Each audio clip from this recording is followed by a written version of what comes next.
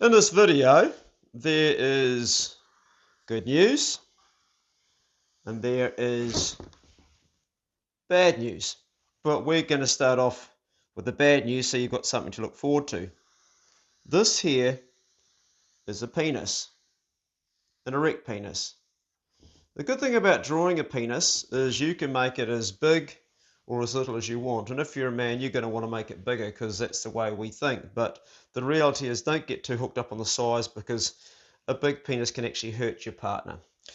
Now, if you're having any struggles with your identity, you just take a simple look at yourself. And if you've got one of these, there's a high chance that you're actually a man. Now, the penis has this vein that runs up the thickness of it here, the thickness. And I want to just get something to show you how thick it is. This is a pencil, and this is about the thickness of the vein that runs up your penis, up the middle of it. And the job of this is to get blood to the full penis and to all the capillaries which are in the head. So we want to have the head engorged with blood. Now there's a number of functions that make it get hard. Generally you look at a woman and you get hard, or she touches you in a way and you get hard. But what's going on there is your heart is pumping blood to the penis. You've got nerves in there and your sensory system feels that touch, and your head has a picture, and this is a good functioning penis, and this is what we like. If you are an unfortunate bloke and you don't get this, then you're in trouble, because a soft penis that wants to do a job is about as useless as tits on a bull. It's a bit like having a blunt knife trying to gut a rabbit or do something. You just can't do much with it. You'll end up trying to thumb it into home base, and that's no fun at all for yourself or the woman. Now, let's just back up a little bit here and talk about the bad news and the things that make this thing go flaccid. So I'm going to just draw a bloke here, and that'll be his body down there. And in his body, he, of course, has a heart. The heart is made up of 4 chambers, and its job is to pump oxygenated blood around the body. And what we want it to do is we want to pump it to the penis.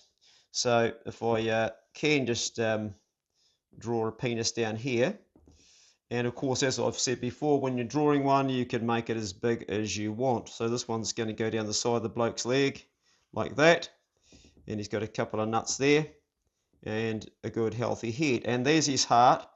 Here we have the prostate, and the prostate is about the size of a walnut, and above that we've got our bladder, and we've got a whole lot of other things going on there, and we've got all our capillaries and veins, and that is pumping blood around the body and also blood down to the penis and the prostate and everywhere else. Okay, now the thing that can hinder this from going to the penis is an occlusion. So if we just imagine in the arteries around the heart and that, so this is, say, your heart, the top of the heart, if you can imagine that there, this one here, and let's just do the left anterior descending artery, the widowmaker. This is blown up bigger just so you can see it clearly. And what we often get as we get older, in fact, if we're eating a typical Western diet, we definitely get this. We get occlusion going on with soft, non-calcified plaque can build up in our arteries like this. If you've got a high LDL, then chances are you're going to have some of this building up. We have this awesome little thing called endothelial cells, and these little cells are right through here. By the time you're about 50 years of age, gentlemen, you've only got about 50% of them. Okay? This endothelial cell has a job to produce nitric oxide, and nitric oxide creates vasodilation, which opens up these arteries, and that helps to get blood to the penis. Now, the things that destroy this and cause the endothelial to dysfunction are our lifestyle, stress, all the things go on in our world that are detrimental to our health, A big one is TMOs, or trimethylene nitrogen oxide, or easy just say trimethylene N oxide, and that comes from eating red meat. Sorry about that, that's more the bad news. We are going to get on to the good news. Meat damages this in large quantities, and so do many other things.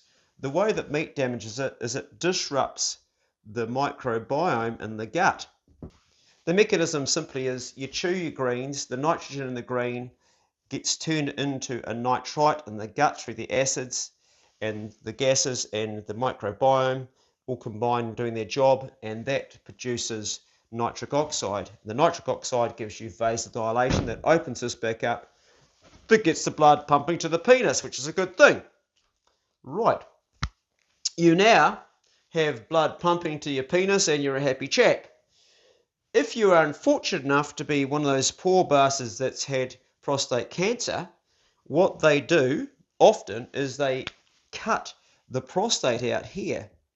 And when they cut that, they often damage the bilateral nerves. Sometimes they give you a bilateral nerve sparing operation if they can spare them, if the cancer hasn't gone too far. How do I know all this? Because I'm the poor bastard that's been through it. That's why I'm making this video. Then you are left with a penis that has severed nerves and doesn't function properly anymore, and it makes your life miserable. It also means that they pull the penis up into the body to join the urethra back up to the bladder, and that can shorten the penis by as much as a half, if you're really unfortunate.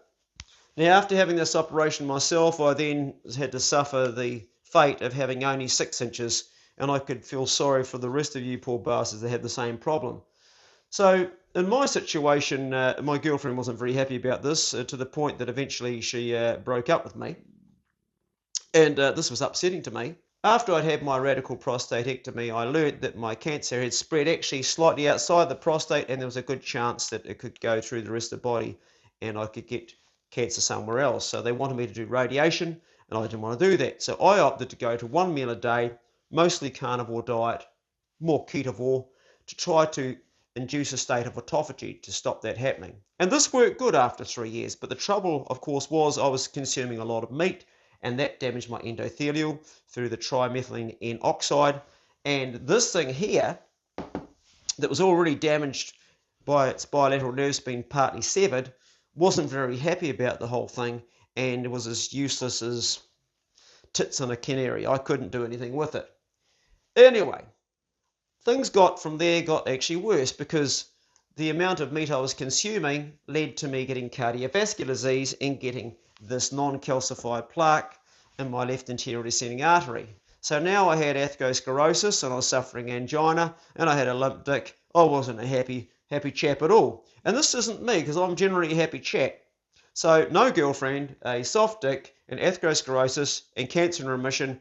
The future wasn't looking very bright. I turned this upside down, and here's where we get to the solution. There's good news and bad news about the solution. The good news is it worked 100%. The bad news is you're not going to like it. I went to a whole food plant-based diet. I went to a whole food plant-based diet because there is so much evidence that shows that a strict whole food plant-based diet, if you have heart disease, reduces the non-calcified plaque, so it goes back, makes it become calcified and stable. That's what we want. We don't want it breaking off, causing a thrombus or a heart attack or a stroke.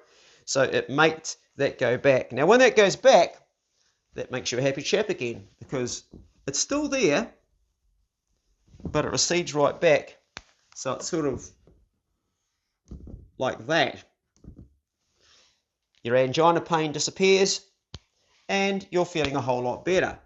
Because you're eating plants every day, that produces the nitrite down the gut, which makes the nitric oxide, giving the vasodilation, and this thing starts to do its thing, hopefully. But also your whole body becomes well, not just the penis. But this video is about the penis. So my story gets better. Here I was now with cancer in remission, cardiovascular disease, and a whole world of trouble. And I had been on this diet now for about 3 months, and the chest pain had gone. I was starting to feel better, And a year later, I was out fishing in my boat and I met this woman down at the beach. I had some fish, so I came up, I looked at her, she had nice legs, brown hair, and I'm a superficial guy, so looks everything to me. So I looked at her and I was attracted, and I went on over and said, "G'day, would you like a fish?" She said, "Yes, please." I gave her a fish, she gave me a cup of tea, and the rest is history. Anyway, we had a lot of fun, even though I suffered from ED. She didn't care about it, and I was a lucky man. Now, I want you just to imagine for a moment you've lost your car keys. You're looking everywhere for them. In the case of me, I've lost my Toyota Land Cruiser car keys, which is the worst thing that could happen. And you're thinking, I'll have to go to the dealer, get another set made, and it's just like, where the hell are they? And you've looked everywhere 10 times, you go back to the same place again, you look up there, think it's going to miraculously appear, and then you go somewhere else, and you look in your box of hunting gear, and there they are, they've slipped down the side, and there they are, and you find them. That feeling, I want you to take that feeling for a moment and multiply it by 5,325.6. That was the feeling that I got when I woke up one morning beside my girlfriend and I looked down and I saw that. It was like, hallelujah. That's what happened.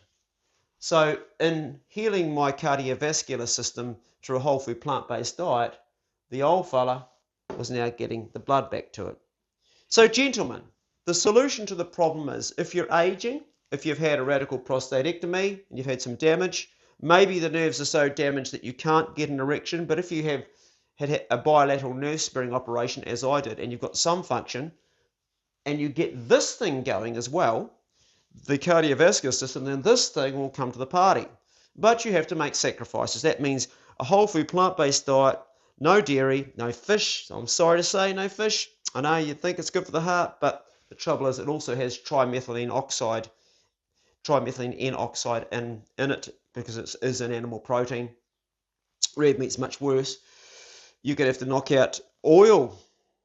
Oil damages the endothelial. This is for those of you with a disease process. The rest of you are fine.